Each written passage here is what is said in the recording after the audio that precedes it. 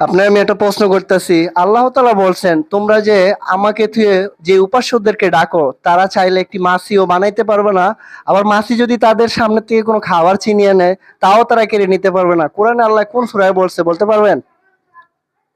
জি ইনশাল্লাহ। أعوذ بالله من الشيطان الرجيم. بسم الله الرحمن الرحيم.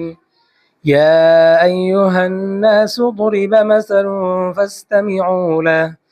إن الذين تدعون من دون الله لن يخلقوا ذبابا ولو اجتمعوا له وإن يسلبهم الذباب شيئا لا يستنقذوه منه ضعف الطالب والمطلوب ما قدر الله حق قدره إن الله لقوي عزيز صدق الله العظيم.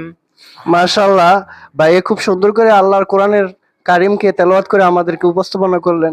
আমাদের যত সমস্যা হবে আমরা একমাত্র আল্লাহর কাছ থেকে চেয়ে নেব, কাউকে আমরা উপাস্য বানাবো না। ঠিক আছে না ইনশাআল্লাহ? জি ঠিক আছে। ইনশাআল্লাহ।